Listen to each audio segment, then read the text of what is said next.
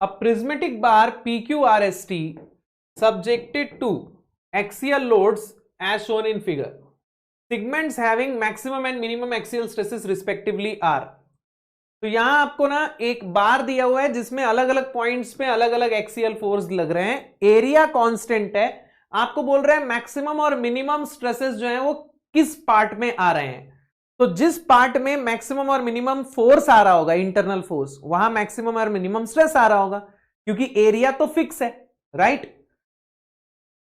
Sigma is equal to force upon area.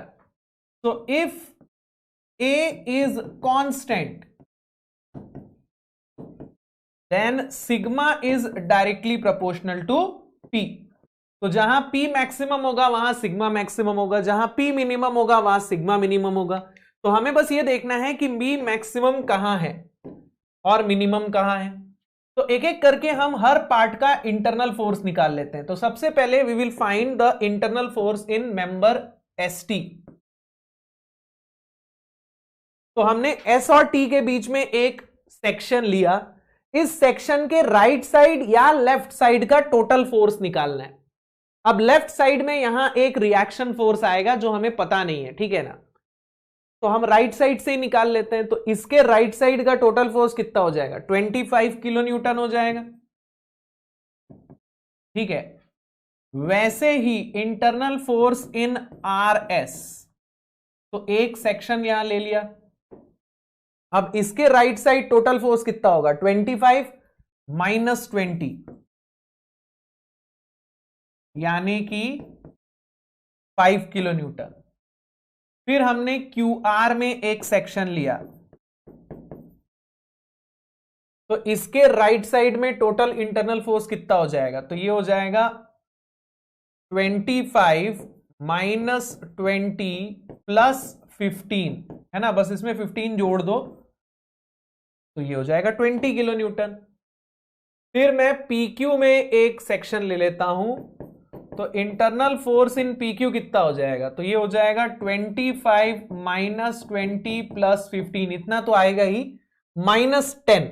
इसके right side में total ये minus 10 और ऐड हो जाएगा, तो ये हो जाएगा 10 किलो न्यूटन। तो अब मेरे पास इंटरनल फोर्स आ गया है PQ, QR, RS और ST का। तो मैक्सिमम फोर्स आपको कहां दिख रहा है, ST में दिख रहा है, और मिनिमम आपको RS में दिख रहा है, राइट। तो sigma maximum will be in, P maximum is PST and P minimum is PRS। So sigma maximum will be sigma in ST and sigma minimum will be in sigma RS. Okay, so ST and RS will be the answer, right?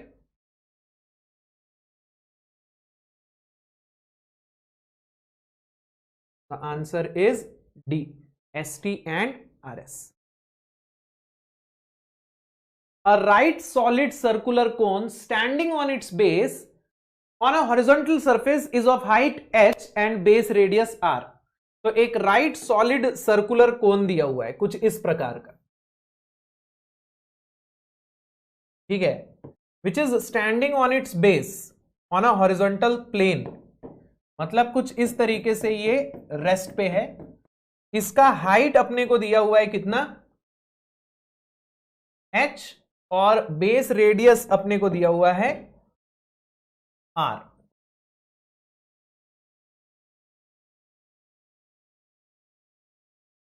Base radius is r, मतलब कि this is going to be 2r।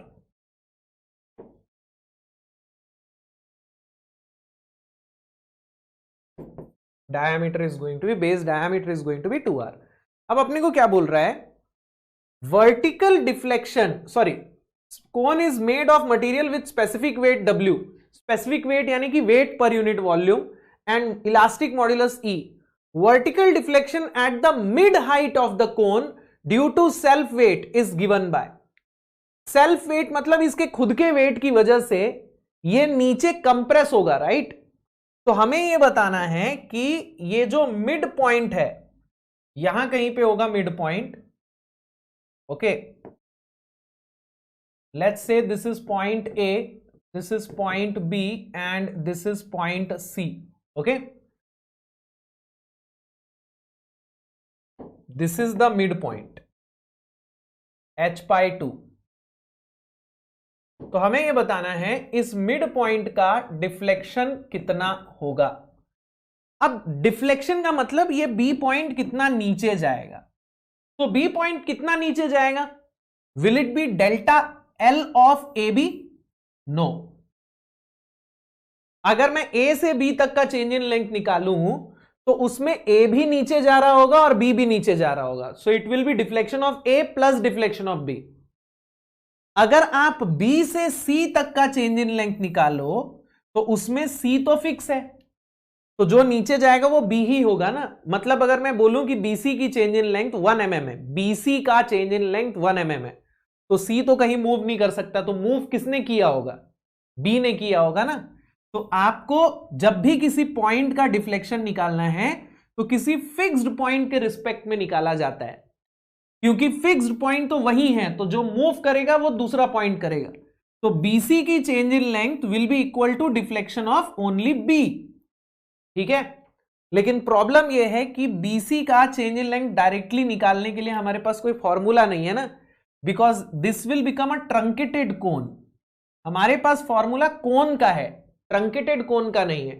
कोन का deflection due to its own weight in terms of specific weight is WH² divided by 6E.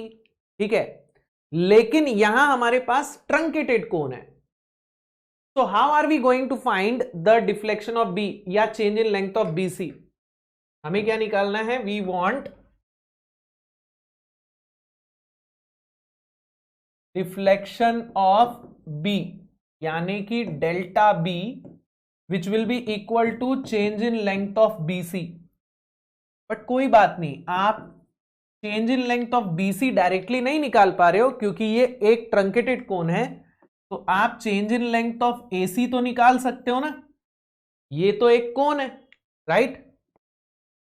तो change in length of AC निकालो और उसमें से change in length of A B को subtract कर दो, क्योंकि ये भी एक कोन है. समझ रहे हो? आपके पास इस शेप का फॉर्मूला नहीं है, लेकिन इस शेप का है, ये एक कोन है, और इस शेप का भी है क्योंकि ये भी एक कोन है. Okay, so this will become minus of change in length of AB. तो deflection of B will be equal to, अब change in length of AC कितना हो जाएगा? This will become W into H² divided by 8E, sorry 6E, so sorry, minus change in length of A B. अब A से लेके B तक की change in length कितनी है? h/2 है ना, तो this will become h/2 whole square divided by 6E.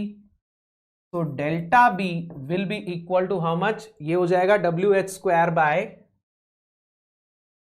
6E minus WH² bye 24E. 1/6 minus 1/24, इसको मैं 4/24 लिख सकता हूं. So 4/24 minus 1/24 is 3/24, which is 1/8. So deflection of B will be WH² by 8E. So this is going to be the deflection at the mid height, WH² by 8E.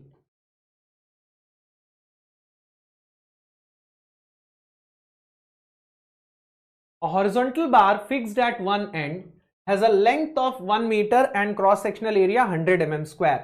Young's modulus varies along the length as E equal to 100 into e to the power minus x, where x is the length along the axis of the bar in meter. Axial tensile load of 10 kN is applied at the free end, x equals to 1. The axial displacement of the free end is.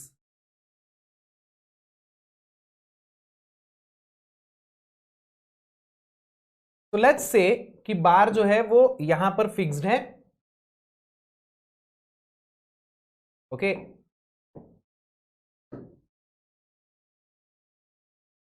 यहां से हमने x को consider किया है। Okay, we have considered x from here.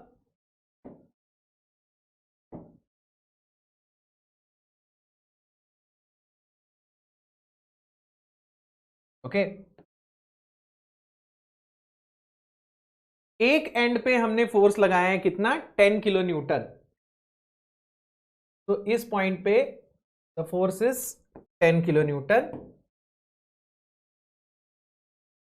ठीक है, let's say this is point A, this is point B, और A से लेके बी तक जो यंग्स मॉड्यूलस है वो वेरी कर रहा है। कैसे वेरी कर रहा है, 100 into e to the power minus x. A point पे एक्स की वैल्यू 0 है और बी पॉइंट पे एक्स की वैल्यू 1 मीटर है। मतलब ए से लेके बी तक का जो लेंथ है ना, this length is actually 1 metre.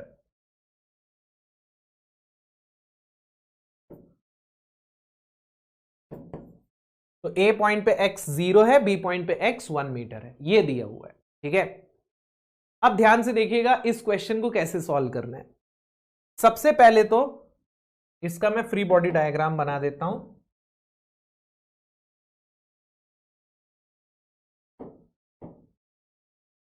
तो यहां 10 किलो न्यूटन लग रहा है, तो यहां पे भी 10 किलो न्यूटन लग रहा होगा। Okay,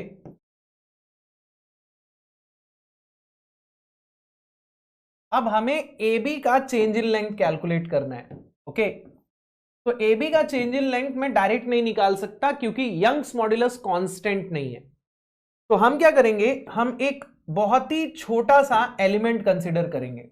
let's consider this very small element. ये बहुत छोटा एलिमेंट है, मान लीजिए इनफाइनाइटली स्मॉल, इनफाइनाइटेसिमली स्मॉल एलिमेंट है। ओके, और यहां से इसका डिस्टेंस मान लीजिए x है और इसका लेंथ dx है। यहां से यहां तक का, यहां से ये x डिस्टेंस पे है और इसकी लेंथ जो है वो dx है।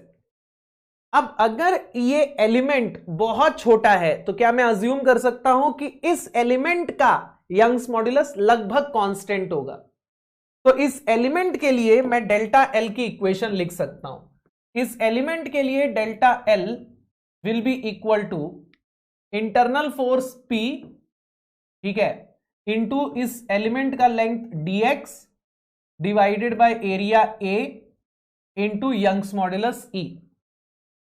ये क्या है, ये इस एलिमेंट का चेंज इन लेंथ है। तो अगर मैं पूरा A से B तक का चेंज इन लेंथ निकालना चाहता हूं तो फिर मैं इसको इंटीग्रेट कर दूंगा, कहां से कहां तक, x इक्वल टू 0 से x इक्वल टू 1 मीटर तक। ठीक है, तो आपको यहां change in length of A B मिल जाएगा। ठीक है, अब यहां आप वैल्यूज रख दीजिए। तो P की वैल्यू कितनी हो जाएगी, P will be equal to 10 kilo newton, है ना।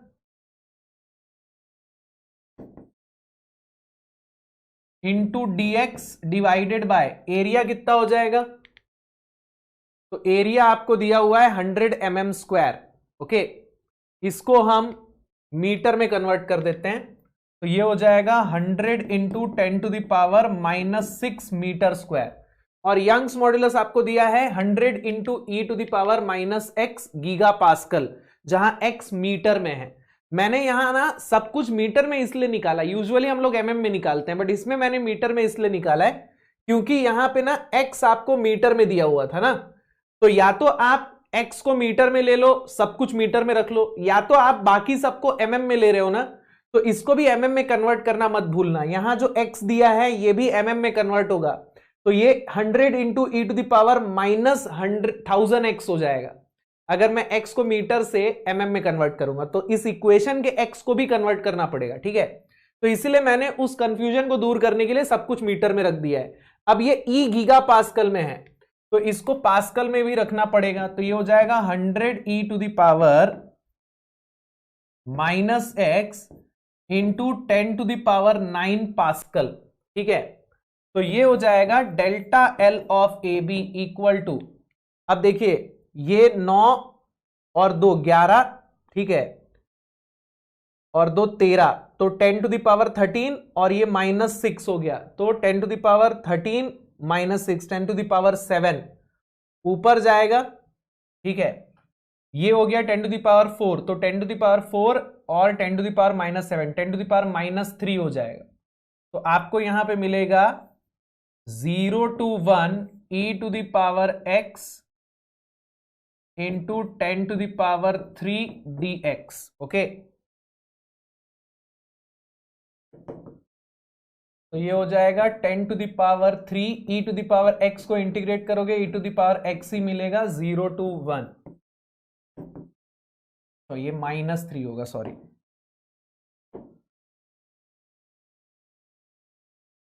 -3, ठीक है। तो this will become 10 to the power -3 e to the power 1 minus e to the power 0। तो delta L of A B metre में कितना आ रहा है?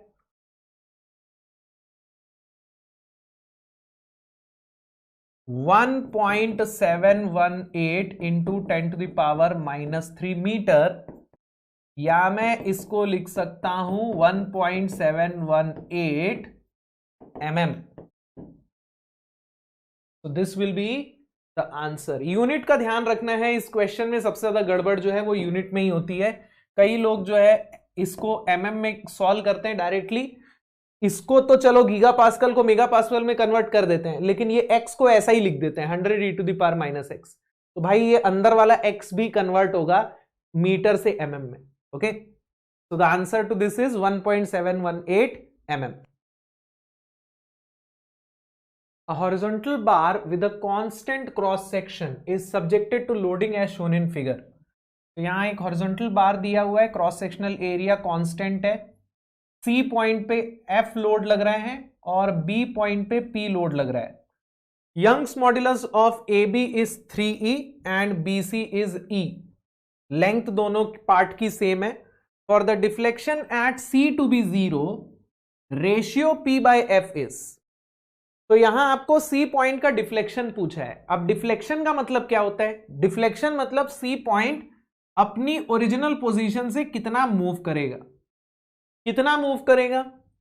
A से C तक जितनी लेंथ चेंज होगी उतना ही C मूव करेगा। जैसे A से C तक अगर 5 mm लेंथ चेंज हुई तो यहां C पॉइंट जो है वो 5 mm आगे जाएगा, क्योंकि A तो फिक्स है, तो जो भी आगे जाएगा वो C ही जाएगा अगर मैं A से C तक की चेंज इन लेंथ निकालूंगा तो बेसिकली आपको बोल रहे हैं कि A से C तक का टोटल चेंज इन लेंथ 0 होना चाहिए। डिफ्लेक्शन एट C इज 0, मतलब कि change in length from A to C must be 0।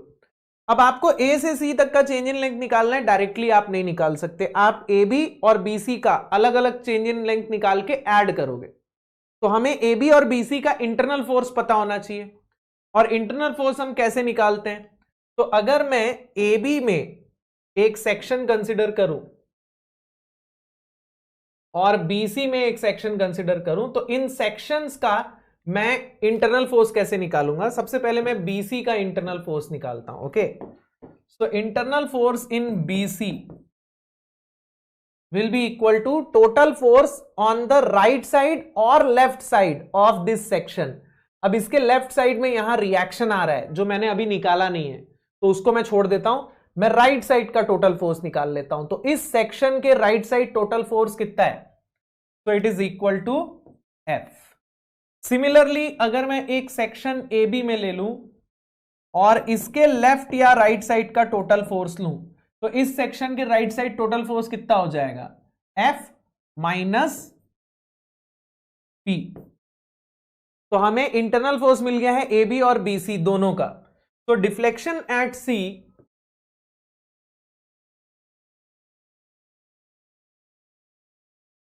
is equal to change in length of AC, right? And आपको बोल रहा है this change in length of AC must be 0। Deflection at C must be 0, यानी change in length of AC must be 0, जिसको हम लिख सकते हैं change in length of AB plus change in length of BC।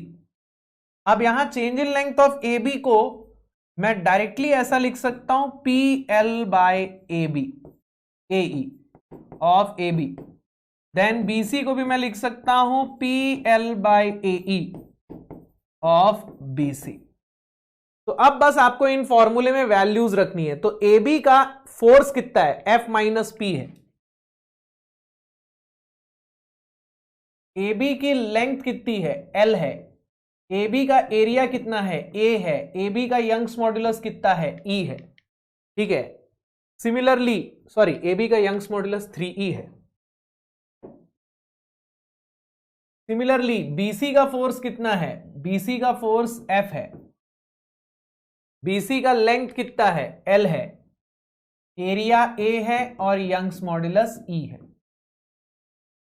अब इस equation को solve कर लेते हैं। तो ये हो जाएगा ए एल ई गया, तो ये हो जाएगा F minus P by 3 plus F equal to 0। 3 से मल्टीप्लाई कर देते हैं तो ये हो जाएगा F minus P plus 3f equal to 0। तो ये हो जाएगा 4f इक्वल टू पी, यानी f by P is equal to 4। So the ratio F and P is equal to 4. F by P is equal to 4. एक second, कुछ गड़बड़ हो गई है क्या? Sorry, P by F is equal to 4. This will be P by F equal to 4. Okay.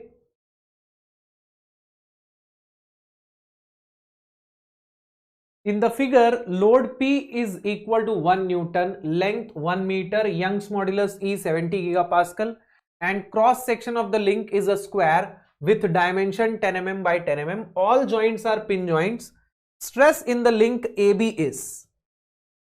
तो basically ना यहां आपको एक स्ट्रक्चर दिया हो, एक ट्रस समझ लीजिए, जिसके दो मेंबर्स हैं, एक ये मेंबर है और एक ये मेंबर है, और इस पॉइंट पे आपको एक फोर्स दिया हुआ है P, जो कि BC के अलोंग लग रहा है। देखिए ये भी 45 डिग्री पे है, ये फोर्स भी 45 डिग्री पे है, मतलब ये फोर्स जो है ना, it is acting along this BC।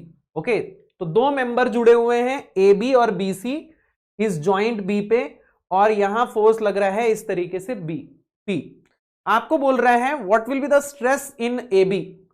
तो अगर मुझे AB का स्ट्रेस चाहिए तो मुझे पहले तो AB का एक्सियल फोर्स निकालना पड़ेगा। अब कई लोग यहां पे क्या करते हैं मालूम है, P को रिजॉल्व कर देते हैं, ऐसा ले लेते हैं और ये वाला फोर्स लेके स्ट्रेस निकाल लेते हैं। गलत है, क्योंकि भाई ये जो फोर्स लग रहा है ये एक्सटर्नल फोर्स लग रहा है। AB का आपको इंटरनल फोर्स चाहिए, वो कैसे मिलेगा? तो ट्रस के मेंबर्स में जो हम फोर्स कैलकुलेट करते हैं ना, वही तरीका यहां लगाना पड़ेगा। ये भी एक ट्रस ही है जिसमें B पॉइंट पे एक फोर्स लग रहा है P, तो AB और BC में उसकी वजह से कुछ कुछ इंटरनल फोर्स डेवलप होगा, वो इंटरनल फोर्स आपको निकालना है। तो हम मेथड ऑफ जॉइंट लगा के निकाल सकते हैं। So let's draw the FBD of joint B। तो यहां पे फोर्सेस क्या क्या आएंगे, एक तो 45 डिग्री पे ये लग रहा है, दूसरा इस मेंबर का फोर्स, और तीसरा ये।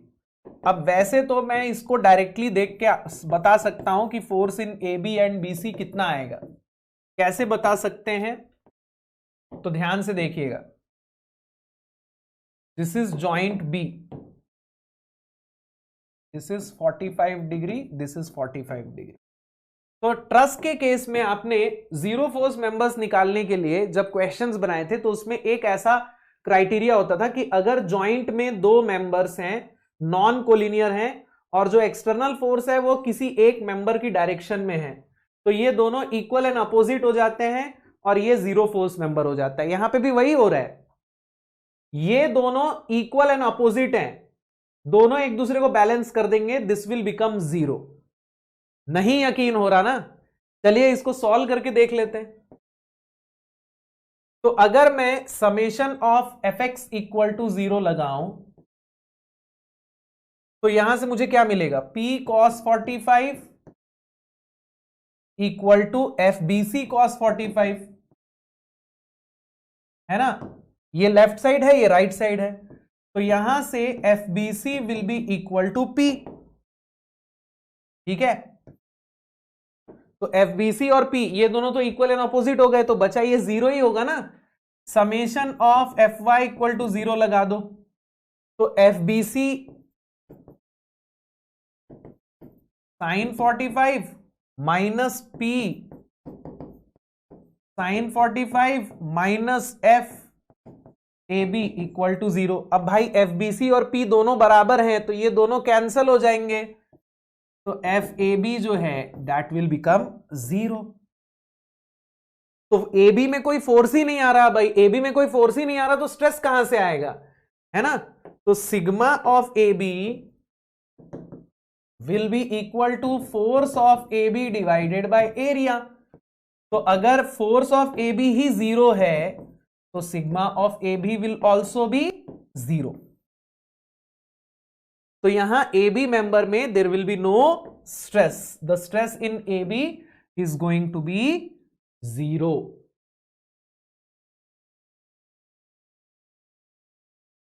A rod of length L having uniform cross sectional area A is subjected to a tensile force P as shown in figure. If the Young's modulus varies linearly from E1 to E2 along the length, the normal stress developed at the cross section SS is.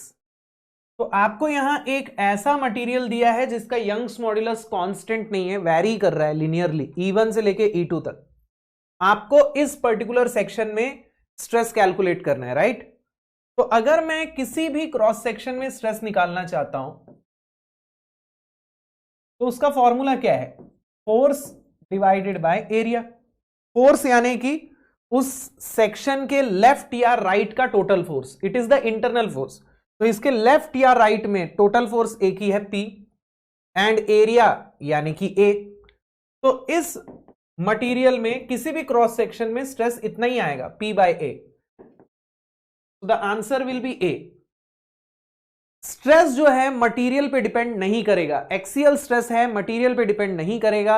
आपको किसी भी cross section में stress जो है वो constant ही मिलेगा, क्योंकि यहां हर क्रॉस सेक्शनल में फोर्स सेम रहेगा, एरिया सेम रहेगा।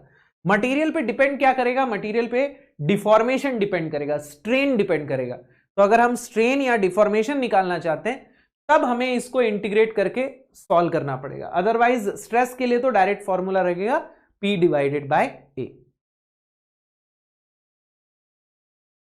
Two steel truss members AC and BC, each having cross-sectional area of 100 mm square, are subjected to a horizontal force F as shown in figure. All the joints are hinged. If F is 1 kilonewton, magnitude of the vertical reaction force developed at the point B in kilonewton is. Common data question है, यानी कि इस particular data पे दो questions based हैं, जैसे एक ये हो गया और इसके साथ ही एक ये हो गया। ये दोनों क्वेश्चन जो हैं वो सेम डेटा पे ही बेस्ड हैं। ओके, तो इस क्वेश्चन को कैसे सॉल्व करना है, आपको क्या बोल रहा है कि दो मेंबर्स हैं ट्रस में और आपको निकालना है what will be the vertical reaction developed at point B. तो पॉइंट बी का वर्टिकल रिएक्शन कैलकुलेट करना है। ओके, तो how we are going to solve this problem. तो हम अगर इस मेंबर का फोर्स कैलकुलेट कर लें एंड देन जॉइंट बी को कंसीडर करें, then we can easily solve this problem, right. तो हम सबसे पहले क्या करने वाले हैं, बीसी मेंबर का फोर्स निकाल लेंगे। Okay,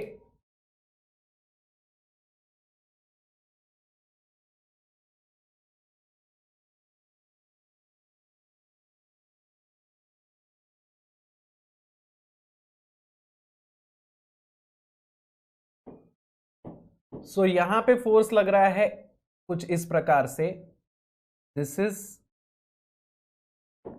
F which is 1 kilonewton. Okay, then this is FAC 45 degree पे, FBC 60 डिग्री पे।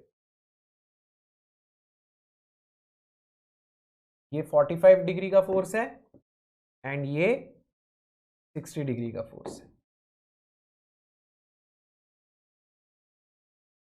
AC BC।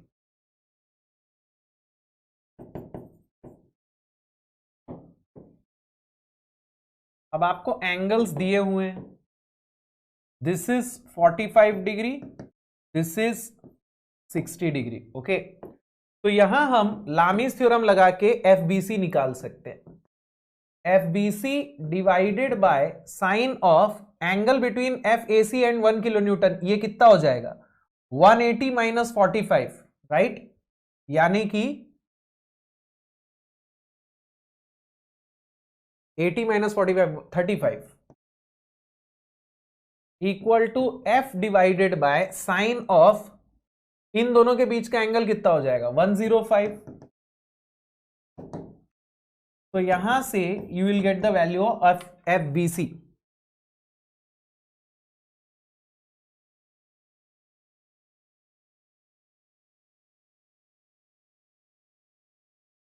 तो ये आ रहा है 0.732F, ठीक है। तो FBC is equal to 0.732F, okay. Then FBC आ गया, तो now you can consider joint B। अब मैं जॉइंट B का फ्री बॉडी डायग्राम बना देता हूं। तो अगर मैं जॉइंट B का फ्री बॉडी डायग्राम बनाऊं,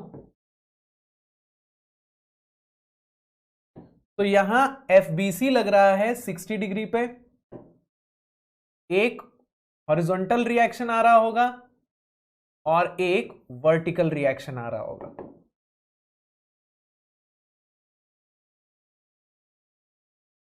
तो ये 0.732F और F 1 किलो न्यूटन है, तो ये हो जाएगा 0.732 किलो न्यूटन, ठीक है। This is RBY and this is RBX and this angle is 60 degree. So now from summation of Fy equal to 0, you will get RBY. So RBY will be equal to 0.732 sin 60.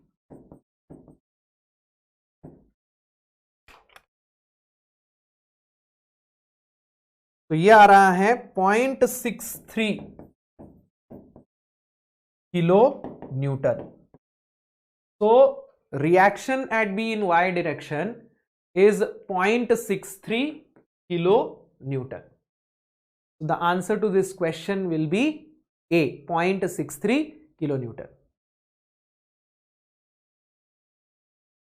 Maximum force F in kilonewton that can be applied at C such that the axial stress in any of the truss member does not exceed 100 megapascal is।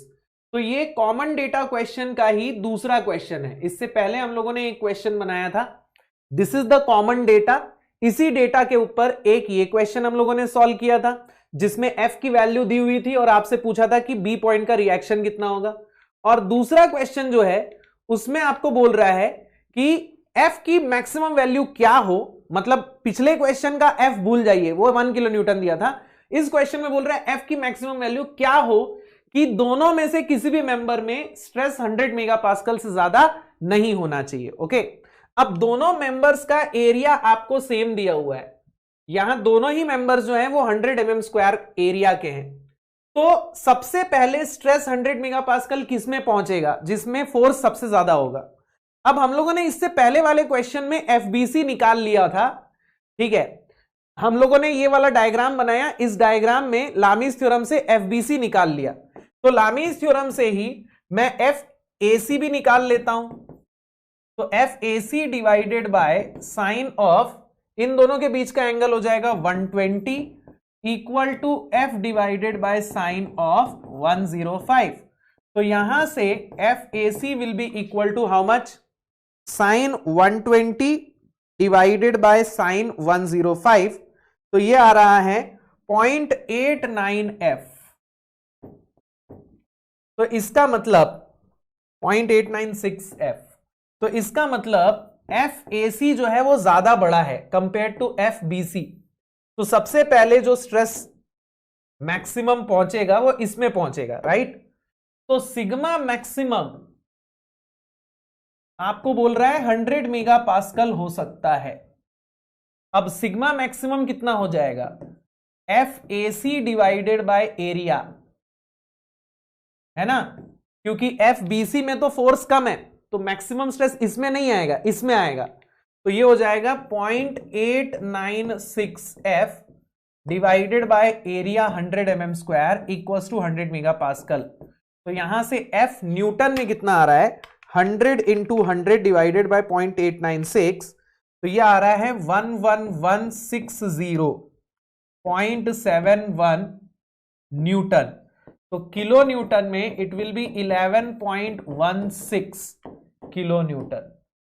तो F की maximum value कितनी हो सकती है, 11.16, यानी कि लगभग इतना 11.15 किलो न्यूटन। इससे ज्यादा अगर आप फोर्स लगाओगे तो एसी में स्ट्रेस 100 मेगापास्कल से ज्यादा हो जाएगा। बीसी में नहीं होगा लेकिन एसी में ज्यादा हो जाएगा, क्योंकि एसी में सबसे पहले स्ट्रेस जो है वो 100 मेगापास्कल क्रॉस करेगा, इसका स्ट्रेस सबसे ज्यादा होगा। ठीक है, the answer to this question will be 11.15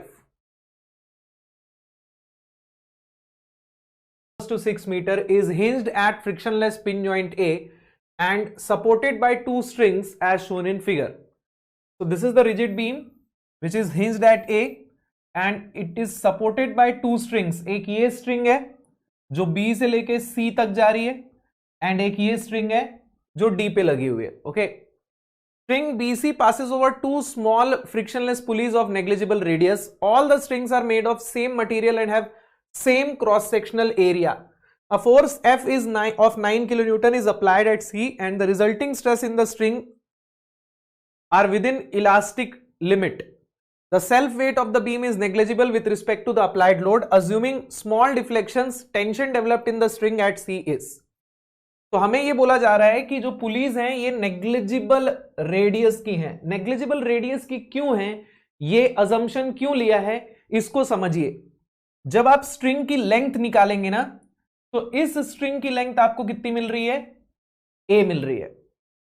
इस स्ट्रिंग की जब हम लेंथ निकालेंगे तो इस पुली के रेडियस को हम नेग्लेक्ट कर देंगे, तो ये ए है, ये भी ए है, ये भी ए है, तो बी सी इस स्ट्रिंग की लेंथ हो गई 3a।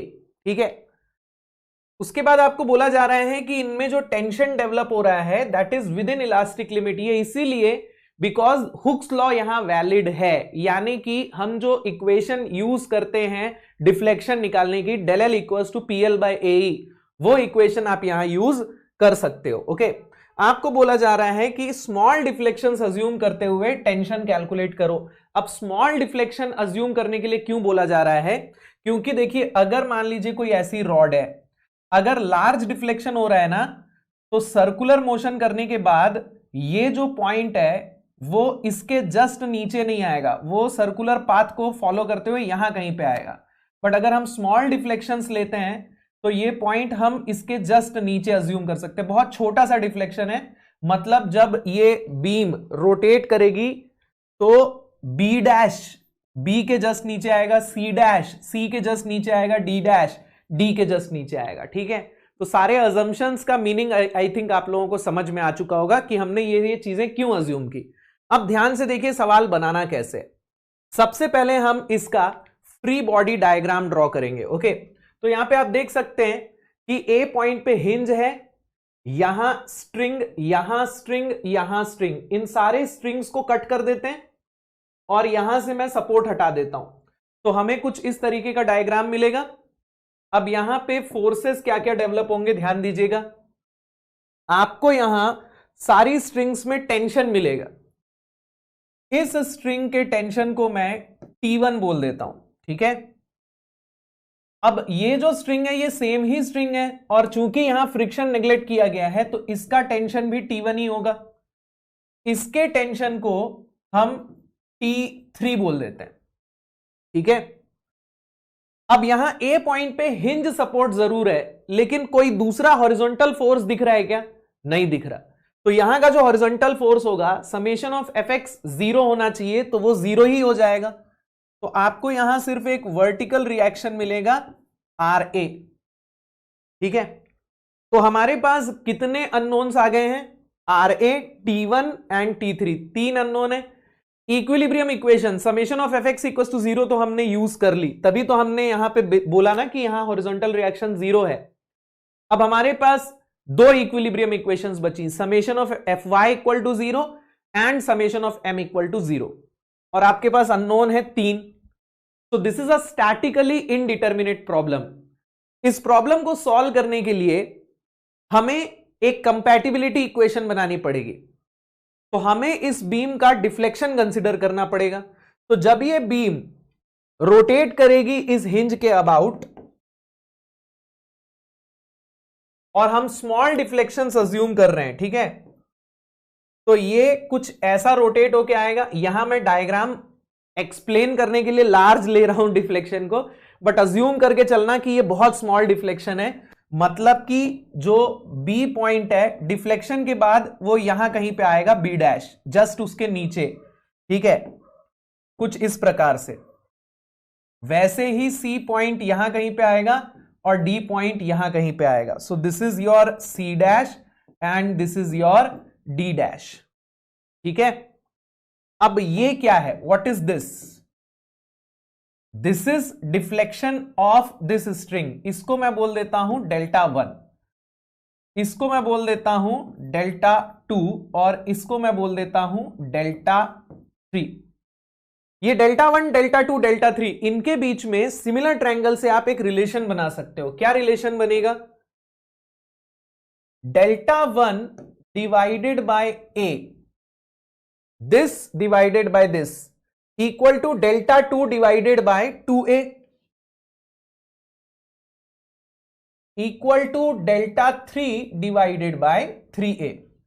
तो मैं यहां बोल सकता हूं delta 3 is equal to delta 1 is equal to delta 3 by 3 and delta 2 is equal to 2 delta 3 by 3। अब मैं यहां डेल्टा 1 और डेल्टा 2 को डेल्टा 3 के टर्म्स में क्यों लिख रहा हूं, ध्यान से देखिएगा। हमारे पास ना दो स्ट्रिंग है, आप इसको तीन स्ट्रिंग मत मानिएगा, ये एक सिंगल स्ट्रिंग है और ये एक स्ट्रिंग है, ओके। ये जो स्ट्रिंग है इसमें लेंथ में कितना चेंज हो रहा है? इस स्ट्रिंग का लेंथ कितना चेंज हो रहा है? डेल्टा 3 चेंज हो रहा है ना। अगर डी पॉइंट डी डैश तक आ रहा है तो ये जो स्ट्रिंग है ये कितनी एक्सपांड हो रही होगी? डेल्टा 3 अमाउंट से हो रही होगी। लेकिन ये जो स्ट्रिंग है ये कितने अमाउंट से डिफ्लेक्ट हो रहा है? तो बेटा बी पॉइंट डेल्टा 1 से नीचे जा रहा है, सी पॉइंट डेल्टा 2 से नीचे जा रहा है, तो इस स्ट्रिंग का डिफ्लेक्शन कितना होगा? डेल्टा 1 प्लस डेल्टा 2 होगा, है ना। यहां मैं ये सारा एक्सप्लेनेशन इतनी ज्यादा डिटेल में इसलिए दे रहा हूं क्योंकि इस क्वेश्चन का सॉल्यूशन बहुत सारी जगहों पे ना ठीक से नहीं दिया है। आंसर सही आ गया है बट एक्सप्लेनेशन गलत है।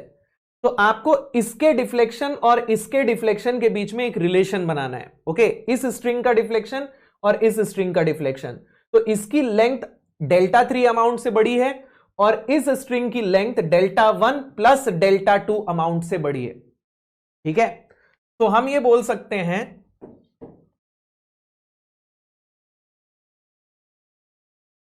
डिफ्लेक्शन ऑफ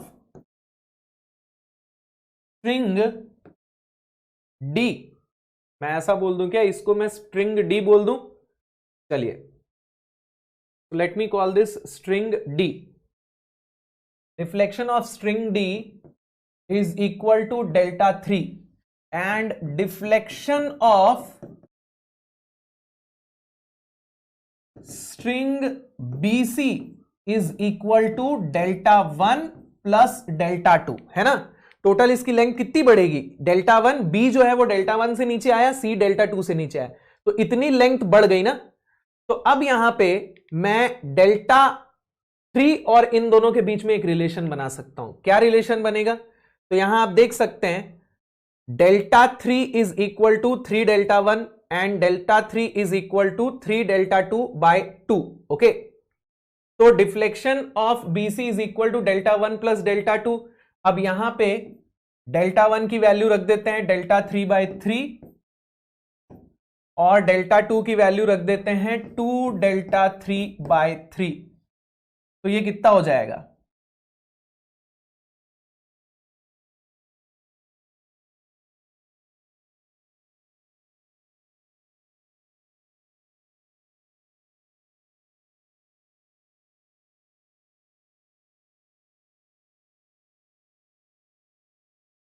डेल्टा 3 के बराबर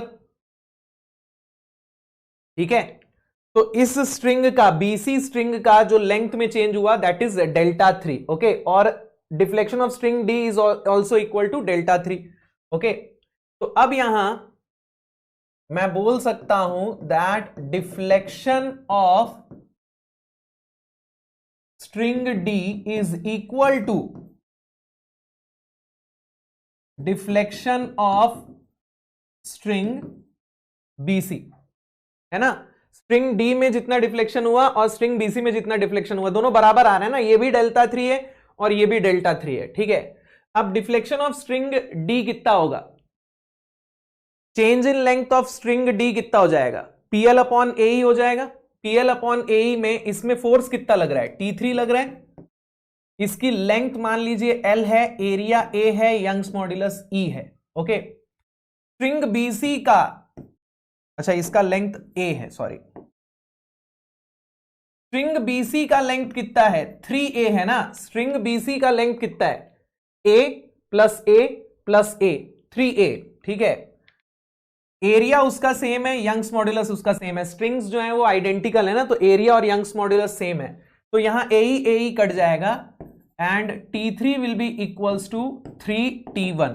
तो ये रिलेशन हमारे पास आ चुका है T1 और T3 के बीच में। हमें निकालना क्या है, हमें निकालना है tension developed in the string at C, यानी कि हमें T1 कैलकुलेट करना है, ओके। तो अब हमारे पास T3 और T1 के बीच में एक रिलेशन है, उसको उठा के हम यहां पे रख देंगे and let's take moment at point A।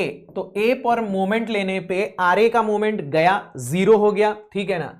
T1 का मोमेंट आएगा T1 इंटू A प्लस इस T1 का मोमेंट आ जाएगा T1 इंटू 2A प्लस इस T3 का मोमेंट आ जाएगा T3 into 3A equal to, इसका मोमेंट उल्टा आएगा F इंटू 2A, ओके। अब यहां ए कैंसल हो जाएगा, this will become T1 plus 2T2 plus 3T3, और T3 कितना है, 3T1 इक्वल टू F की वैल्यू कितनी है, F is 9 kilo Newton, right. तो यहां रख देते हैं, this is 9 kilo Newton into 2, okay. तो ये हो जाएगा 2 और 1 3, 3 तिया 9, 3 12, तो 12 T1 equals to 18 kilo Newton. So T1 will be equal to 1.5 kilo Newton. So the correct answer to this question is 1.5 kilo Newton. और अगर इस स्ट्रिंग में 1.5 किलो न्यूटन डेवलप हो रहा है तो इस स्ट्रिंग में कितना होगा, T3 is 3 times of T1 यानी कि 4.5 किलो न्यूटन। बट अपने को एक ही पूछा है, तो the answer will B 1.5 kilo Newton, okay. So this is the correct explanation of this question. तो आपको यहां पे ना ये एक्सप्लेनेशन समझ में आना चाहिए कि बीसी का डिफॉर्मेशन जो है that is delta 1 plus delta 2, और इसका डिफॉर्मेशन कितना है, बस डेल्टा 3 है। तो इन दोनों के डिफॉर्मेशन में हमने रिलेशन देखा कि दोनों का डिफॉर्मेशन सेम ही आ रहा है, इसका भी डेल्टा 3 आ रहा है और इसका भी रिलेशन लगाने के बाद डेल्टा 3 आ रहा है, दोनों को इक्वेट कर दिया। लेंथ इसकी A है और इसकी 3A है, एरिया और यंग्स मॉड्यूलस दोनों का सेम है, सो T3 is equal to 3T1। अब इस रिलेशन को यहां पुट किया, इक्विलिब्रियम इक्वेशन लगाया and we got T1 equals to 1.5 kilo newton. A bimetallic cylindrical bar of cross sectional area 1 meter square is made by bonding steel and aluminum as shown in figure. To maintain tensile axial strain of magnitude 10 to the power minus 6 in steel and compressive axial strain of 10 to the power minus 6 in aluminum, magnitude of the required force along the indicated direction is. तो यहां आपको एक बायमेटालिक strip दी हुई है, मतलब ये steel और aluminium दो अलग अलग मेटल्स की बनी हुई है, ओके। दोनों एंड्स पे ये फिक्स है और बीच में फोर्स P लग रहा है। आपको बोल रहा है कि अगर स्टील में टेंसाइल स्ट्रेन आ रहा है 10 टू द पावर माइनस 6 का और एल्यूमिनियम में कंप्रेसिव स्ट्रेन आ रहा है 10 टू द पावर माइनस 6 का, तो फोर्स P का मैग्नीट्यूड कितना होना चाहिए। तो सबसे पहले तो इसका फ्री बॉडी डायग्राम बना लेते हैं।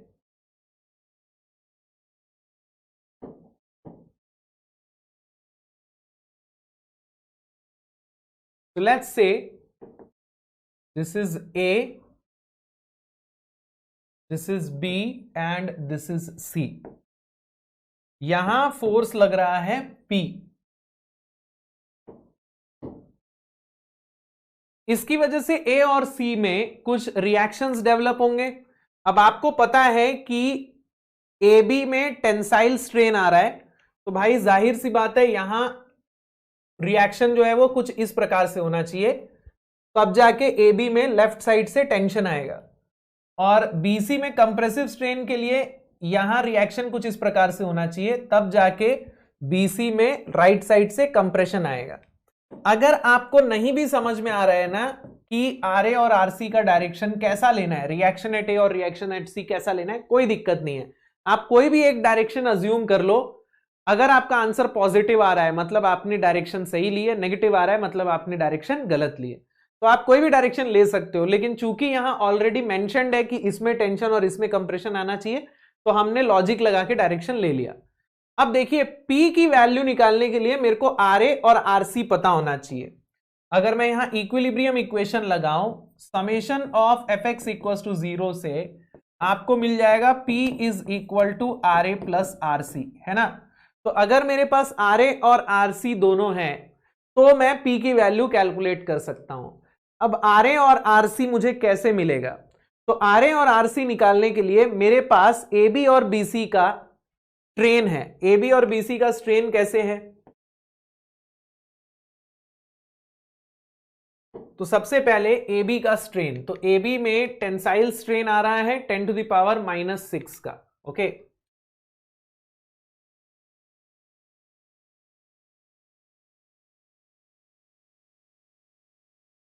यहां मैं ऐसा लिख सकता हूं ना, sigma of AB is equal to E of AB into epsilon of AB। Okay, अब सिग्मा ऑफ AB क्या हो जाएगा? तो यहां AB में इंटरनल फोर्स कितना आएगा? अगर मैं यहां एक सेक्शन लूं तो लेफ्ट साइड से RA आएगा, राइट साइड से P प्लस माइनस RC आएगा, लेफ्ट साइड से ले लेते हैं RA। तो ये हो जाएगा RA into area of AB। अब एरिया ऑफ AB कितना है? सॉरी, एरिया ऑफ AB कितना है? What is the area of AB? तो एरिया ऑफ AB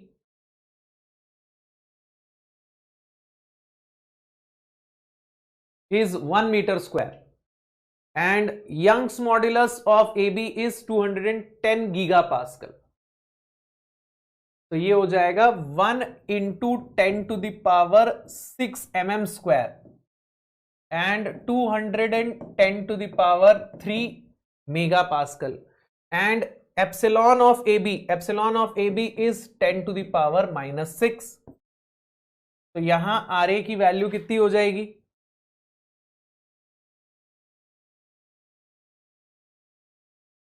तो ये हो जाएगा 210,000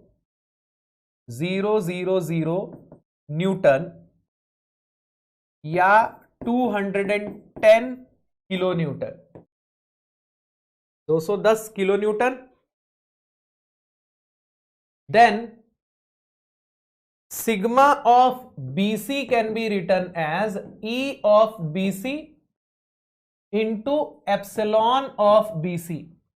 अब सिग्मा ऑफ BC क्या हो जाएगा? तो BC में अगर मैं एक सेक्शन लूं तो राइट साइड से टोटल फोर्स हो जाएगा RC। अब आप ये मत बोलना कि नेगेटिव RC होना चाहिए, माइनस RC होना चाहिए। देखो भाई, हमें ऑलरेडी पता है कि ये कंप्रेशन में है, तो हम यहां इसको पॉजिटिव ही रख लेते हैं। आप चाहो तो आप इसको यहां नेगेटिव में रखो, फिर एप्सिलॉन को भी नेगेटिव में रखो, दोनों कैंसिल हो जाएगा, बट कोई मतलब नहीं है ना। एरिया इसका भी सेम है, यंग्स मॉडुलस इसका 70 गीगापास्कल है, एप्सिलॉन इसका -10 टू द पावर -6 है, बट यहां कंप्रेशन कैंसिल ही हो जाना है, ठीक है। तो यहां से RC की वैल्यू कितनी आएगी? RC विल बी 70,000 न्यूटन, यानी कि 70 किलो न्यूटन। तो हमने RA निकाल लिया, हमने RC निकाल लिया, तो P की वैल्यू कितनी हो जाएगी? P will be equal to RA plus RC यानी कि 210 प्लस 70 यानी कि 280 kilo newton. So this will be 280 kilo Newton. A square plate of dimension L by L is subjected to uniform pressure of 250 megapascal on its edges as shown in figure. Assume plane stress condition. Young's modulus E is 200 gigapascal. Deformed shape of the square is of dimension L minus 2 delta. L is 2 meters, delta 0.001 meter. Poisson's ratio of the plate material is, तो यहां आपको एक plate दी हुई है जिसमें x और Y दोनों direction में आपको इक्वल अमाउंट ऑफ प्रेशर दिया हुआ है, मतलब कि वो स्ट्रेस ही है. तो यहां पे आपको सिग्मा एक्स और सिग्मा वाई दोनों दिया हुआ है, कितना, -P यानी कि -250 मेगापास्कल. ठीक है. देन आपको यंग्स मॉड्यूलस दिया हुआ है 250 गीगापास्कल, सॉरी 200 गीगापास्कल. एल की वैल्यू दी हुई है आपको 2 मीटर. ठीक है. और ये डेल्टा दिया हुआ है आपको 0.001 मीटर. और निकालना क्या है, पॉइजन्स रेशियो. पॉइजन्स रेशियो निकालना है. इसका मतलब आपको स्ट्रेन की इक्वेशन तो बनानी ही होगी, उसी इक्वेशन में न्यू आएगा. आप एक्स डायरेक्शन और वाई डायरेक्शन दोनों में से किसी भी एक डायरेक्शन के स्ट्रेन की इक्वेशन बना लीजिए. आपको दोनों डायरेक्शन में सेम स्ट्रेन मिलेगा क्योंकि दोनों डायरेक्शन में स्ट्रेस भी सेम ही है. ओके. तो अगर मैं एप्सिलॉन एक्स की इक्वेशन लिखूं, then I will get sigma X by E minus nu sigma Y by E equal to change in length divided by original length. ठीक है, मैं इसको लेंथ बोल देता हूं. ठीक है. अब यहां, अच्छा सॉरी, इसको मैं कैपिटल एल लिखता हूं. अब यहां आपको सिग्मा एक्स और सिग्मा वाई दोनों सेम दिया हुआ है -250. ठीक है. तो ये हो जाएगा -250 डिवाइडेड बाय ई यानी कि divided by 200 into 10⁻³ 1 minus new. मैंने सिग्मा को कॉमन ले लिया तो -250 कॉमन आ गया, ई भी कॉमन आ गया, equal to change in length divided by original length. अब लेंथ में कितना चेंज हो रहा है, तो यहां जो फाइनल डायमेंशन है वो L-2 डेल्टा है. तो चेंज कितना हुआ, -2 डेल्टा का चेंज हुआ ना. आप यहां पे भी देख सकते हैं कि डेल्टा इधर से कंप्रेस हो रहा है और डेल्टा इधर से कंप्रेस हो रहा है. तो टोटल कितना चेंज हुआ, -2 डेल्टा. ओके. और डेल्टा की वैल्यू कितनी है, 0.001. तो this is -2 into 0.001 divided by original length कितनी है, 2 मीटर है, जिसको मैं 2000 mm लिख देता हूं. तो इस इक्वेशन से you are going to get the value of nu. This is going to be 2 into 0.001 into 200 into 10⁻³ divided by 250 into 2000.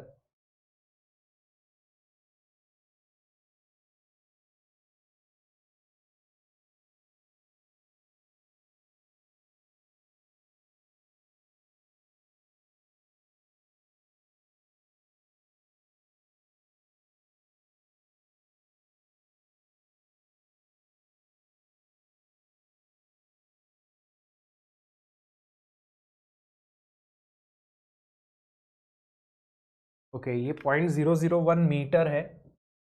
So this is going to be into 10⁻³.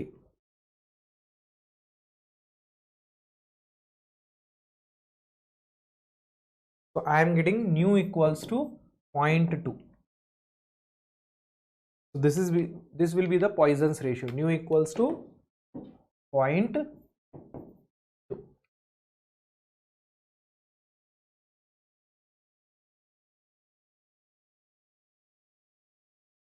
Cylindrical bars P and Q have identical lengths and radii. but are composed of different linear elastic materials. Young's modulus and coefficient of thermal expansion of Q are twice corresponding values of P. मतलब जो Q है इसका Young's modulus and alpha यानी E और alpha जो है वो इसका डबल है. Okay. Assume the bars to be perfectly bonded at the interface and their weights to be negligible. Bars are held between rigid supports as shown in figure and temperature is raised by delta T. Assume that the stress in each bar is homogeneous and uniaxial. Denote the magnitude of stress in P and Q by sigma 1, sigma 2 respectively. Which of the statements is or are correct? Interface between P and Q moves to the left after heating. Interface between P and Q moves to the right after heating. Sigma 1 is less than sigma 2 and sigma 1 is equal to sigma 2. तो यहां आपको दो rods दी हुई हैं P and Q, दोनों का length same है, दोनों का एरिया सेम है, लेकिन दोनों का यंग्स मॉड्यूलस एंड अल्फा अलग है, मटेरियल अलग है. दोनों को हमने दोनों एंड्स पे फिक्स कर दिया और टेम्परेचर इंक्रीज कर रहे हैं. अब आपको बोल रहा है कि सिग्मा 1 सिग्मा 2 दोनों का जो स्ट्रेस है उसमें क्या रिलेशन होगा और ये इंटरफेस किस तरफ मूव करेगा. तो हमको क्या क्या चीजें दी हुई हैं पहले तो हम लोग लिख लेते हैं. ओके.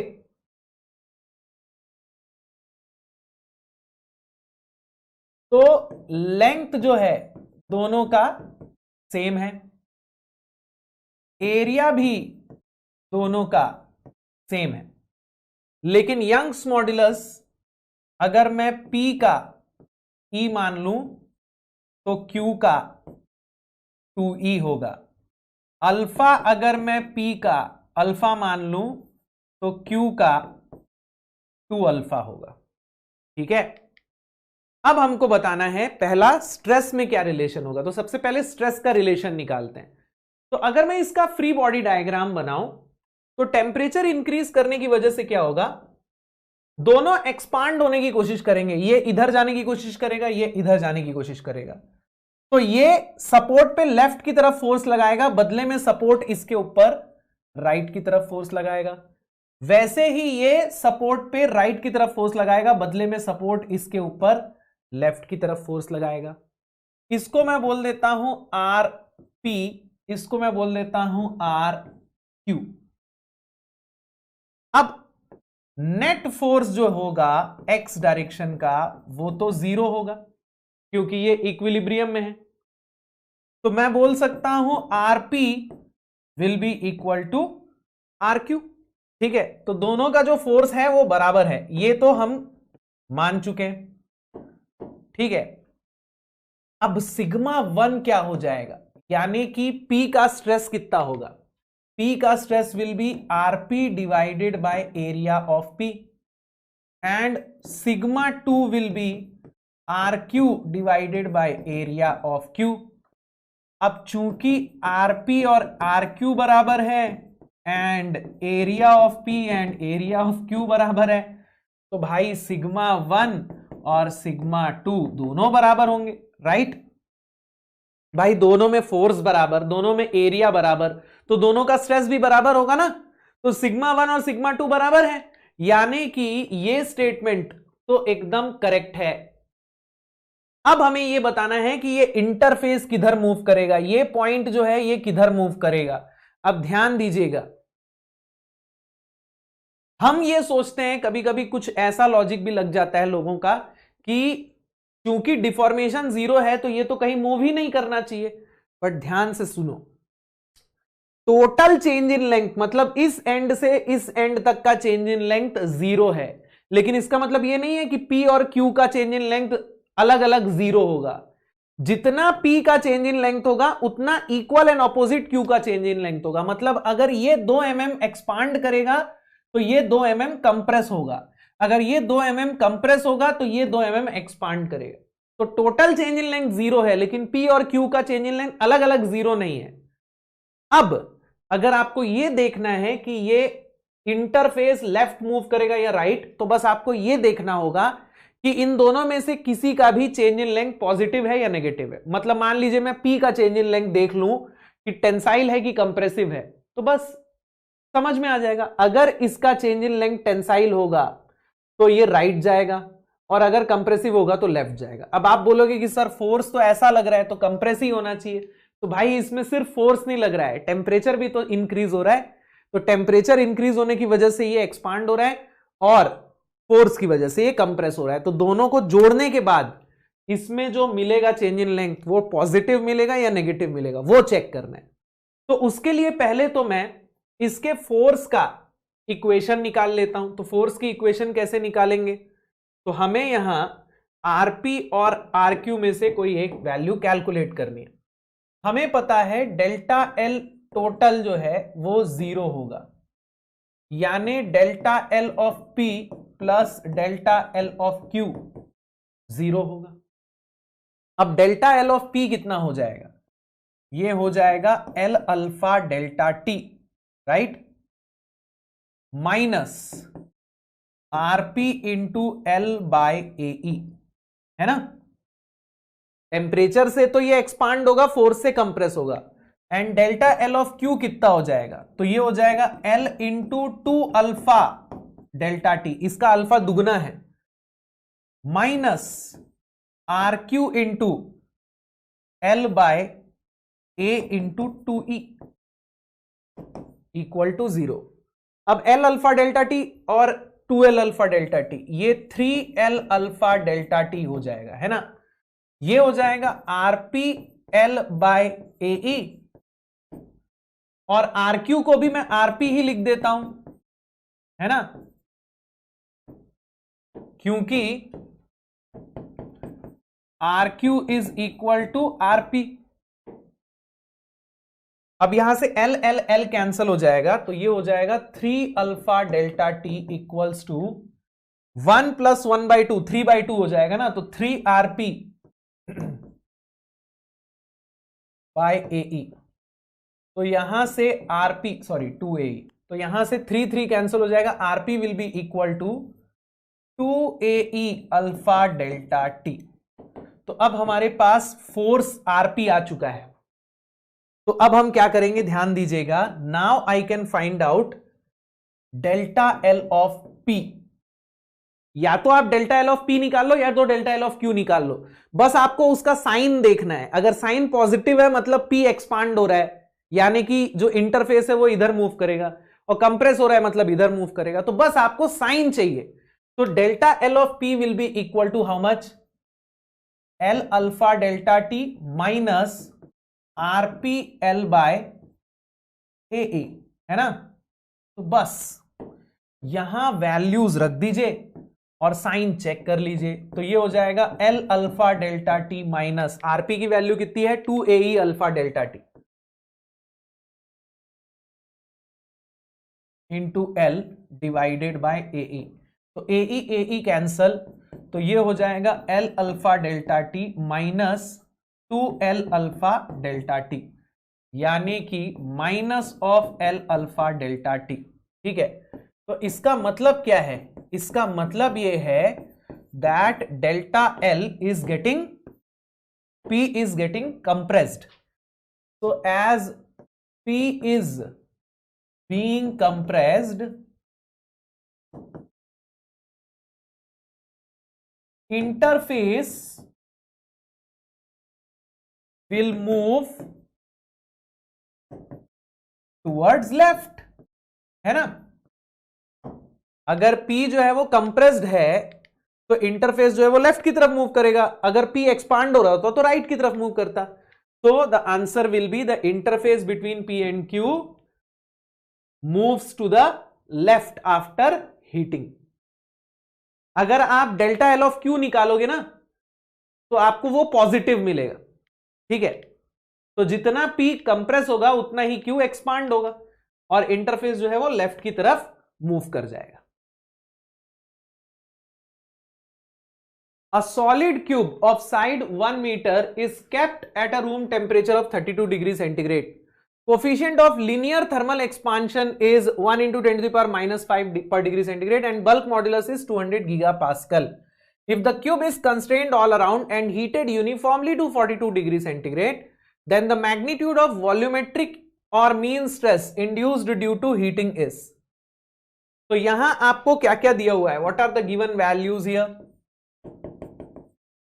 यहां आपको अल्फा दिया हुआ है 1 × 10⁻⁻⁵, बल्क मॉड्यूलस दिया हुआ है कितना 200 गीगापास्कल। ओके, इनिशियल टेम्परेचर दिया हुआ है कितना 32 degree centigrade and final temperature दिया है कितना 42 डिग्री सेंटीग्रेड। ओके, आपको बताना है कि मीन स्ट्रेस या वॉल्यूमेट्रिक स्ट्रेस सिग्मा कितना होगा। तो हमने क्यूब को हर तरफ से कंस्ट्रेन किया है और फिर हीट किया है, तो हर तरफ से इसमें स्ट्रेस आएगा और हर साइड से इसमें इक्वल स्ट्रेस डेवलप होगा, राइट। यहां अगर मैं इस क्यूब का डायग्राम बनाऊंगा तो हीट करने के बाद इसमें हर डायरेक्शन में स्ट्रेस डेवलप होगा और इक्वल अमाउंट का स्ट्रेस डेवलप होगा। Sigma X, sigma Y, sigma Z तीनों जो है वो बराबर रहेंगे। और इस केस का आपके पास डायरेक्ट फॉर्मूला होता है, आपको वो याद रखना होता है। ओके, अगर एक डायरेक्शन में बॉडी फिक्स है और हम उसको हीट करें तो सिग्मा डेवलप होता है ई अल्फा डेल्टा टी। अगर दो डायरेक्शन में फिक्स करके हीट कर रहे हो तो सिग्मा दोनों डायरेक्शन में इक्वली डेवलप होता है और उसका फॉर्मूला होता है E alpha delta T upon 1 - nu. और अगर तीनों डायरेक्शन में फिक्स करके हीट करोगे तो तीनों डायरेक्शन में इक्वल अमाउंट ऑफ सिग्मा आएगा और उसका फॉर्मूला होता है E alpha delta T upon 1 - 2 nu. क्योंकि तीनों डायरेक्शन में सेम सिग्मा आ रहा है तो इसको हाइड्रोस्टैटिक स्ट्रेस या वॉल्यूमेट्रिक स्ट्रेस या मीन स्ट्रेस भी बोलते हैं। बात वही है, ठीक है। अब यहां आपको E अपॉन 1 - 2 न्यू क्या मिलेगा? E is equal to 3K 1 - 2 nu. So E upon 1 - 2 nu can be written as 3K, है ना। तो बस उस वैल्यू को यहां पुट कर देंगे। तो sigma can be written as 3K alpha delta T. Okay, तो यहां बल्क मॉड्यूलस कितना दिया हुआ है 200 गीगापास्कल। तो 200 × 10⁻³ मेगापास्कल। देन अल्फा की वैल्यू दी हुई है 1 × 10⁻⁻5 और डेल्टा टी हो जाएगा 42 - 32, final temperature minus initial temperature. So this will be 3 × 200 × 10⁻³ into 1 × 10⁻⁻5 into 10. The answer is 60 megapascal. तो जो हाइड्रोस्टैटिक स्ट्रेस या वॉल्यूमेट्रिक स्ट्रेस डेवलप हो रहा है that is 60 megapascal. A steel bar is held by two fixed supports as shown in figure and is subjected to increase of temperature of 100 degrees centigrade. Coefficient of thermal expansion and Young's modulus are 11 × 10⁻⁻6 per degree centigrade and 200 gigapascal. Magnitude of thermal stress induced in the bar is. इस particular problem के लिए तो direct formula हमारे पास है derived already. तो ऐसे question को तो डायरेक्ट फॉर्मूला लगा के बना दीजिए। Sigma will be equal to E alpha delta T, ठीक है। अगर एक डायरेक्शन में एक बार फिक्स्ड है, प्रिज्मेटिक बार फिक्स्ड है और आप टेम्परेचर चेंज कर रहे हो तो एक डायरेक्शन में जो सिग्मा आएगा it will be E alpha delta T. E की वैल्यू दी है 200 गीगापास्कल, तो ये हो जाएगा 200 × 10⁻³ मेगापास्कल। अल्फा दिया है 11 × 10⁻⁻6 और डेल्टा टी दिया हुआ है 100। तो यहां से you will get the value of sigma.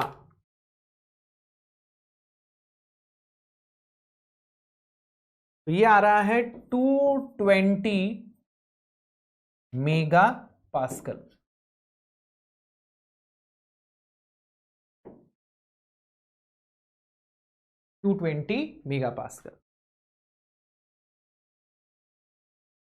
A circular metallic rod of length 250 mm is placed between two rigid immovable walls as shown in the figure.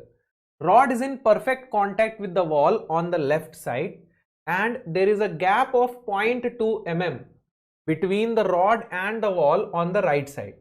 If the temperature of the rod is increased by 200 degrees centigrade, axial stress developed in the rod is Young's modulus of the material of the rod is 200 gigapascal and coefficient of thermal expansion is 10 to the power minus 5 per degree centigrade. इस question में एक end पे rod fix है लेकिन दूसरे and पे है ना रॉड फिक्स नहीं है, 0.2 mm के गैप पे रखी हुई है और हम टेम्परेचर इंक्रीज कर रहे हैं। आपको पूछ रहा है कि इसमें एक्सियल स्ट्रेस कितना डेवलप होगा।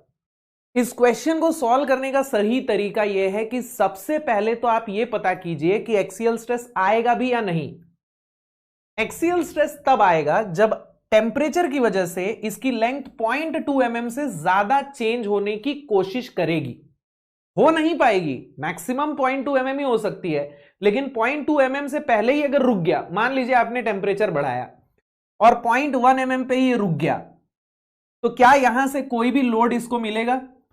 नहीं मिलेगा। आप बोलोगे कि सर ये एक एंड पे तो फिक्स है, तो आप ध्यान से देखिएगा, एक एंड पे फिक्स होने से नहीं होता। क्या ऐसा हो सकता है कि इसको एक एंड से फोर्स मिले और दूसरे एंड से ना मिले? ऐसा हो सकता है? नेट फोर्स 0 होना चाहिए ना। इस केस में तो नेट फोर्स 0 है ही नहीं, तो ये हो ही नहीं सकता। अगर फोर्स आएगा तो दोनों तरफ आएगा और नहीं तो कहीं नहीं आएगा। ठीक है, तो आपको यहां सबसे पहले ये चेक करना है कि मेरे टेम्परेचर इंक्रीज करने पे इसकी लेंथ 0.2 mm से ज्यादा इंक्रीज होने की कोशिश करेगी या नहीं। अगर 0.1 mm या 0.15 mm या 0.2 mm भी इंक्रीज हुई, 0.2 mm भी अगर इंक्रीज हो रहा है ना, मतलब जाके सिर्फ ये दीवार को टच करके रुक जा रहा है। जब तक ये दीवार को धक्का नहीं लगाएगा, दीवार इसको धक्का नहीं लगाएगा, दीवार इसको फोर्स नहीं अप्लाई करेगा और कोई एक्सियल स्ट्रेस नहीं आएगा। तो वो चेक कैसे करेंगे? तो वो चेक करने के लिए हम सबसे पहले अज्यूम कर लेते हैं कि ये एक एंड पे फिक्स है, दूसरे एंड से ये फ्री है। अब यहां से डेल्टा एल थर्मल कैलकुलेट करते हैं। डेल्टा एल थर्मल यानी कि change in length due to increase in temperature या decrease in temperature, change in length due to change in temperature. ठीक है, तो यहां एल की वैल्यू कितनी है? लेंथ इसका है 250 mm। अल्फा की वैल्यू कितनी है? तो अल्फा की वैल्यू है कितनी? कहां गई अल्फा की value? 10 to the power minus 5। Delta T कितना है? तो डेल्टा टी है 200 डिग्री सेंटीग्रेड। ठीक है, तो एल अल्फा डेल्टा टी यहां से आपको कितना मिलने वाला है?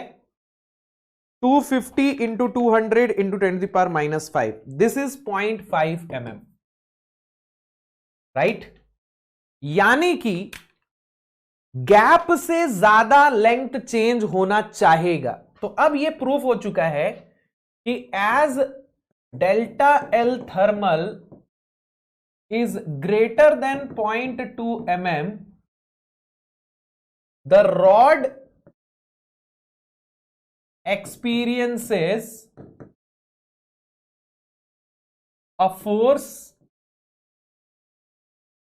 from right end।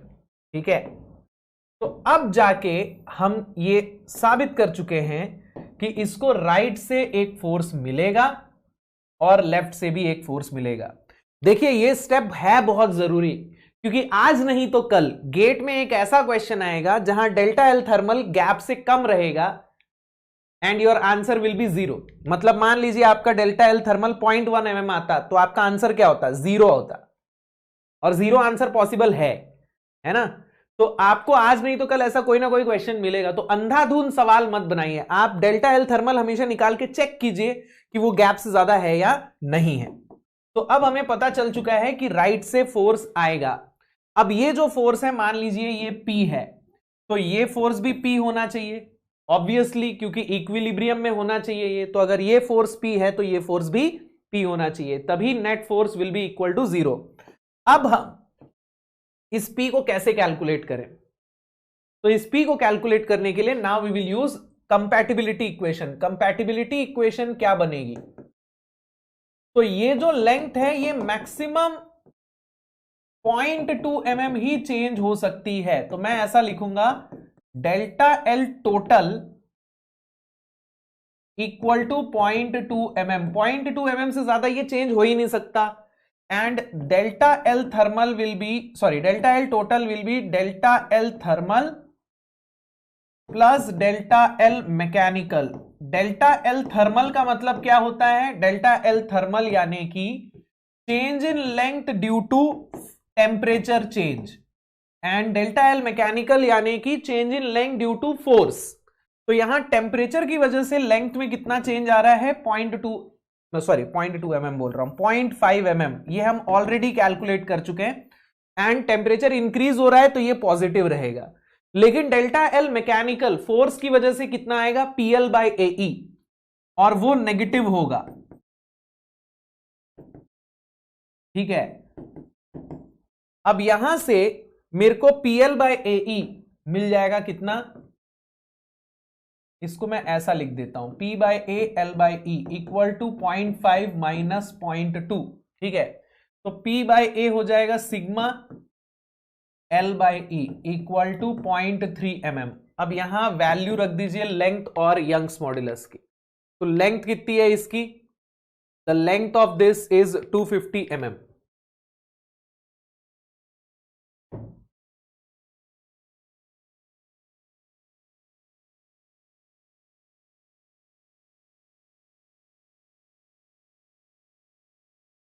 And Young's modulus is 200 into 10 to the power 3। तो यहां से you are going to get the value of sigma. अब मैंने इतना घुमा घुमा के इसको सवाल को इसीलिए ही सॉल्व किया है क्योंकि अगर आप इस तरीके से सवाल सॉल्व करेंगे तो कोई सा भी थर्मल स्ट्रेस का सवाल आए आप आसानी से बना सकेंगे। सिर्फ यही सवाल नहीं, कोई सा भी थर्मल स्ट्रेस का सवाल आए आप इस तरीके से सॉल्व कीजिए, कंपैटिबिलिटी इक्वेशन लगा के सॉल्व कीजिए, you will be able to solve it very easily. So the answer to this question is 240 megapascal. A circular rod of length L and area of cross section A has a modulus of elasticity E and coefficient of thermal expansion alpha. One end of the rod is fixed and another end is free. If the temperature is increased by delta T, then stress is E alpha delta T, strain is alpha delta T. Stress and strain both are zero. Stress is zero, strain is alpha delta T. Strain is zero, stress is alpha, sorry, stress is E alpha delta T, strain is zero. मतलब कुल मिला के ये पूछा जा रहा है, एक रॉड है,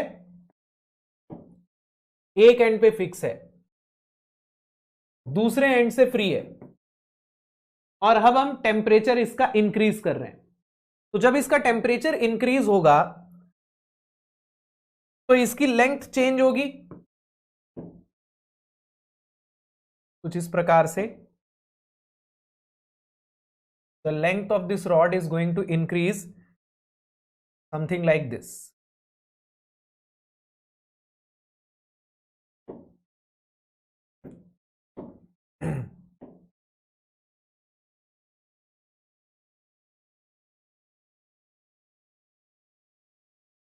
तो length is going to increase, ठीक है, लेकिन इसमें कोई फोर्स डेवलप नहीं होगा। फोर्स तभी डेवलप होगा जब इस लेंथ के इंक्रीज होने पे इसको यहां से कुछ रिएक्शन मिले।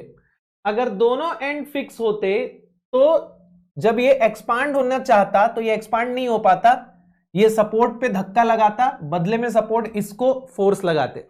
लेकिन अब तो ये फ्रीली एक्सपांड हो रहा है, तो जब फ्री एक्सपांशन है तो कोई फोर्स नहीं आएगा।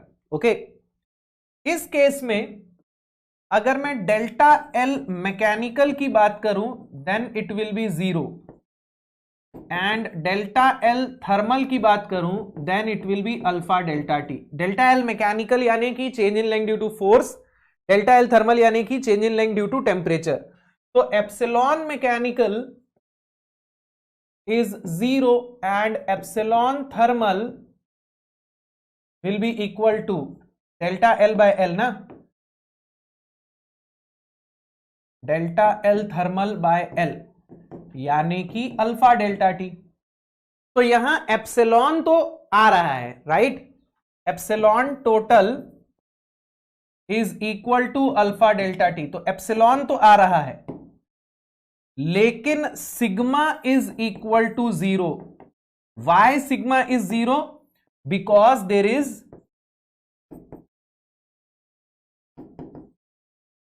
No axial force. अब यहां कंफ्यूजन ये होता है कि हुक्स लॉ क्यों नहीं लग रहा है। हुक्स लॉ तो बोलता है कि sigma is directly proportional to epsilon, तो एप्सिलॉन है, सिग्मा नहीं है। तो मेरे भाई Hooke's law is only valid between this and this. Hooke's law में जो एप्सिलॉन होगा that will be epsilon mechanical, not epsilon total. Epsilon total is this plus this. तो आप इस पार्ट को नहीं कंसिडर करोगे जब आप हुक्स लॉ लगा रहे हो। तो आप हुक्स लॉ लगाते टाइम सिर्फ इस एप्सिलॉन को देखोगे। तो आप देख सकते हो this epsilon is 0, so this sigma is also 0। तो ये दोनों एक दूसरे के अभी भी प्रोपोर्शनल ही हैं, अभी भी हुक्स लॉ लग रहा है, ठीक है। लेकिन आप इसको और इसको, इन दोनों को हुक्स लॉ में नहीं ले सकते, ओके। तो इसीलिए ये सोच के कंफ्यूज मत होना कि यहां हुक्स लॉ वैलिड क्यों नहीं है। Hooks law is applicable between this sigma and this epsilon mechanical, not epsilon total. So epsilon total will be alpha delta t, but sigma will be 0. So the answer to this question will be that the stress developed in the rod will be 0 and the strain developed in the rod will be alpha delta t. A 200 mm long stress-free rod at room temperature is held between two immovable rigid walls. Temperature of the rod is uniformly raised by 250 degrees centigrade. If the Young's modulus and coefficient of thermal expansion are 200 gigapascal and 1 into 10 to the power minus 5 per degree centigrade, magnitude of the longitudinal stress developed in the rod is. तो यहां आपको एक rod दी हुई है जो दोनों ends पे fix है, कुछ इस प्रकार से।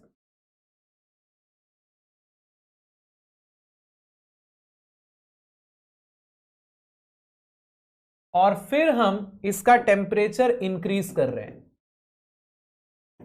तो जब हम टेम्परेचर इंक्रीज करेंगे तो ये एक्सपांड होने की कोशिश करेगा और सपोर्ट्स को पुश करने की कोशिश करेगा, पुश करेगा। बदले में सपोर्ट इसको पुश करेंगे, तो इसको एक फोर्स यहां से मिलेगा, एक फोर्स यहां से मिलेगा। अब चूंकि इक्विलिब्रियम में है तो दोनों फोर्स बराबर हो जाएंगे, ओके।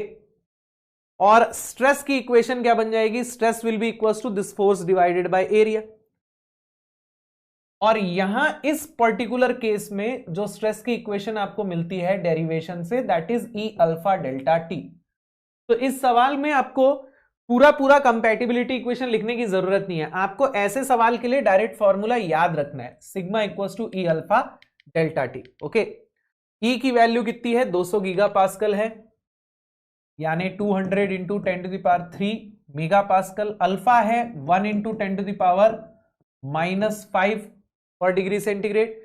एंड डेल्टा टी की वैल्यू यानी चेंज इन टेम्परेचर दिया हुआ है आपको 250 डिग्री सेंटीग्रेड। तो यहां से you are going to get the value of sigma.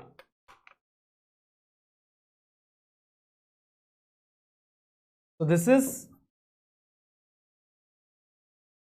500 megapascal.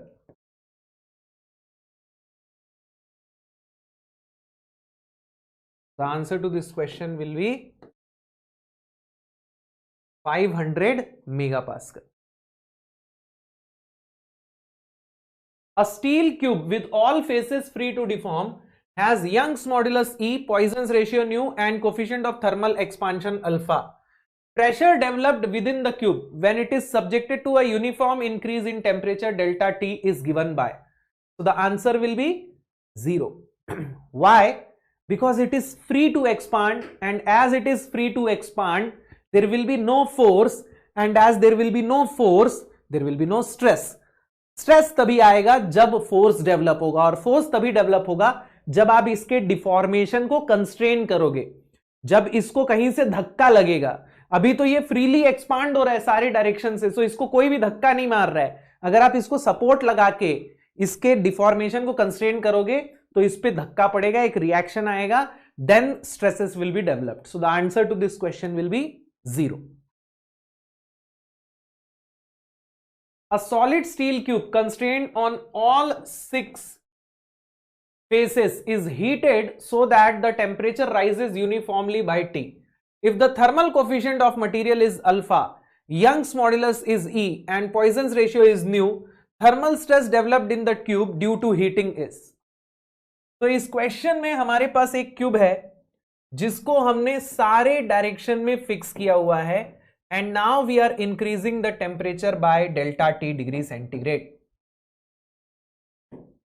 तो इस केस में सारी डायरेक्शन में आपको नॉर्मल स्ट्रेसेस देखने को मिलेंगे क्योंकि ये सारी डायरेक्शन से सपोर्ट पे धक्का मारेगा, ये एक्सपांड होने की कोशिश करेगा तो सपोर्ट पे धक्का मारेगा, बदले में सपोर्ट इसको धक्का मारेगा, यानी in every direction it will experience a force like this or you can say a stress like this. And चूंकि तीनों डायरेक्शन में स्ट्रेन बराबर है, तीनों डायरेक्शन में स्ट्रेन कैसे बराबर है, एक्स डायरेक्शन में भी जीरो स्ट्रेन होगा क्योंकि ये तो फिक्स है, वाई डायरेक्शन में भी जीरो स्ट्रेन होगा, जेड डायरेक्शन में भी जीरो स्ट्रेन होगा. तो चूंकि तीनों डायरेक्शन में स्ट्रेन बराबर है इसीलिए तीनों डायरेक्शन में स्ट्रेसेस भी बराबर ही होंगे, यानी कि this will be sigma, this will be sigma and this will also भी sigma. Now we have three normal stresses, sigma X, sigma Y, sigma Z, तीनों ही सिग्मा है. ओके और हमें इस सिग्मा की इक्वेशन डिराइव करनी है. तो इस सिग्मा की इक्वेशन हम कैसे डिराइव करेंगे, आपको किसी भी एक डायरेक्शन के स्ट्रेन की इक्वेशन लिख देनी है, that will be your compatibility equation, वहां से you will get the sigma. तो आपकी कंपैटिबिलिटी इक्वेशन क्या होगी, आप या तो एप्सिलॉन एक्स को जीरो कर दीजिए, या तो एप्सिलॉन वाई को जीरो कर दीजिए, या तो एप्सिलॉन जेड को जीरो कर दीजिए, तीनों ही जीरो है, तीनों से एक ही इक्वेशन मिलने वाली है. ओके तो एप्सिलॉन एक्स इज जीरो. अब जनरलाइज हुक्स लॉ से मैं लिख सकता हूं epsilon X will be what, पहले तो हम ये लिखेंगे epsilon thermal plus epsilon mechanical in X will be equal to zero. ठीक है, देखिए जो भी टोटल स्ट्रेन आएगा वो टेम्परेचर से भी आएगा और फोर्स से भी आएगा ना, क्योंकि हम टेम्परेचर भी राइज कर रहे हैं साथ में फोर्स भी लग रहा है. अब टेम्परेचर की वजह से यहां कितना स्ट्रेन आएगा, टेम्परेचर इंक्रीज हो रहा है तो ये स्ट्रेन पॉजिटिव होगा एंड इसकी वैल्यू हो जाएगी अल्फा डेल्टा टी. ठीक है, लेकिन फोर्स की वजह से इसमें कितना स्ट्रेन आएगा, तो फोर्स की वजह से इसमें स्ट्रेन आएगा minus of sigma X by E minus nu sigma Y by E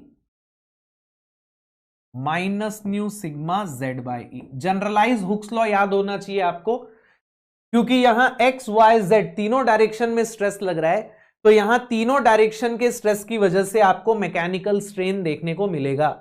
sigma X by E minus nu sigma Y by E minus nu sigma Z by E. अगर एक ही direction से आ रहा होता तो हम सीधे सिग्मा बाई ई या PL by ए ऐसा लिख देते हैं, sorry P by A, sorry delta L formula हो जाता है पीएल बाई ए, तो एप्सिलॉन मैकेनिकल हो जाता है डेल्टा एल बाई एल यानी कि पी बाई ए. ठीक है, तो अगर सिर्फ एक डायरेक्शन में फोर्स लग रहा होता तो मैं एप्सिलॉन को पी बाई ए लिख देता, लेकिन यहां तीनों डायरेक्शन से फोर्स लग रहा है तो हमें जनरलाइज हुक्स लॉ लगाना पड़ जाएगा, sigma X by E minus nu sigma Y by E minus nu sigma Z by E. अब इस इक्वेशन को सॉल्व करके we can find the equation of sigma. Okay, तो यहां मैं alpha delta T equal to ऐसा लिख सकता हूं, sigma X by E minus nu sigma Y by E minus nu sigma Z by E. अब यहां से 1 बाई ई कॉमन आ जाएगा, sigma X sigma Y sigma Z तीनों सिग्मा है तो वो भी कॉमन आ जाएंगे. ठीक है, तो यहां से sigma will become E alpha delta T upon 1 minus 2 nu. तो तीनों डायरेक्शन में इक्वल सिग्मा आएगा and it will be E alpha delta T upon 1 minus 2 nu and it is negative because it is compressive. तो देखो यहां हम लोगों ने ऑलरेडी इसको नेगेटिव रख दिया है ना, हम लोगों ने ऑलरेडी इसको कंप्रेसिव अज्यूम कर लिया है, तो हमारा आंसर पॉजिटिव आ रहा है। आपका आंसर पॉजिटिव आ रहा है मतलब आपका अजम्पशन सही है, तो हमने ऑलरेडी कंप्रेसिव अज्यूम किया हुआ है ना, इसलिए हमें पॉजिटिव आंसर मिल रहा है। तो ये मत सोचना कि पॉजिटिव मतलब टेंशन, पॉजिटिव मतलब आपका आंसर करेक्ट है, आपका जो डायरेक्शन है वो करेक्ट है। नेगेटिव मतलब देखो अगर मैंने यहां इसको टेंशन अज्यूम किया होता तो ये प्लस होता, उस केस में हमें माइनस मिलता, मतलब हमारा अजम्पशन गलत होता, ठीक है। बट यहां जो साइन लिया हुआ है इन्होंने कंप्रेशन को शो करने के लिए लिया हुआ है, तो E alpha delta T upon 1 minus 2 nu will be the correct answer.